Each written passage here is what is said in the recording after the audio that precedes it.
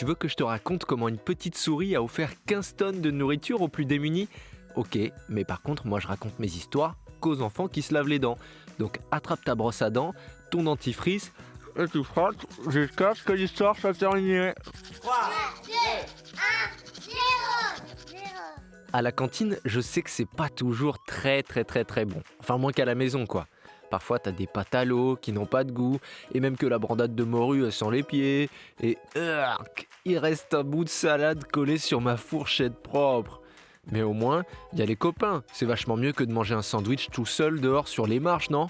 On peut regarder l'âge qu'on a dans les verres, parfois quand on a été sage, on a le droit de chanter à la fin, et quand ton voisin il aime pas ce qu'il mange, il peut te passer son assiette discrètement, et toi ça te fait double ration, parce que la devise de la cantine est « pas de gâchis, même si on n'aime pas le hachis ».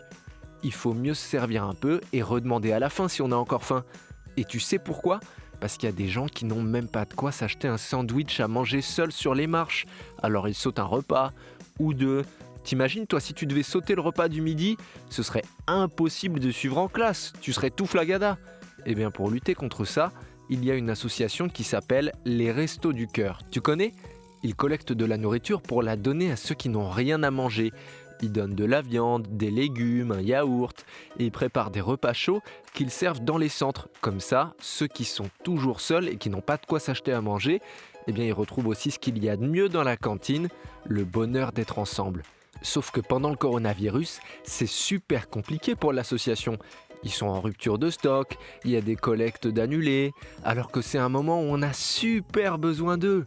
Heureusement, une petite souris leur a fait un joli don pour pouvoir continuer à aider les gens. Tu veux que je te raconte ?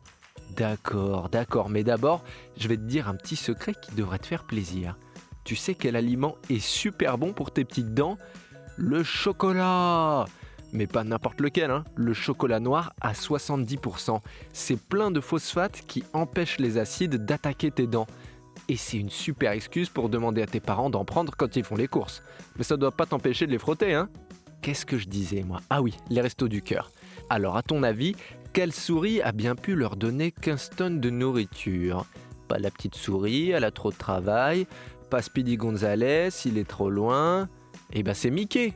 Ou plus exactement, c'est Disneyland Paris. Comme ils sont fermés depuis le 14 mars et qu'ils avaient plein de stocks pour le restaurant, ils ont décidé de tout donner aux associations et d'appliquer la bonne vieille règle de la cantine, pas de gâchis. Bon, montre-moi un peu tes dents, fais A, fais I, c'est pas mal ça, bien blanche comme il faut. Tant pis pour vous les caries, allez maintenant au lit. Je vais pas aller me coucher. Retrouvez les épisodes des Dents et Dodo sur le site et l'application BFM TV et sur toutes les plateformes de streaming. Si cet épisode vous a plu, n'hésitez pas à lui donner une note, à vous abonner à la playlist et surtout à en parler autour de vous. C'est un podcast BFM TV.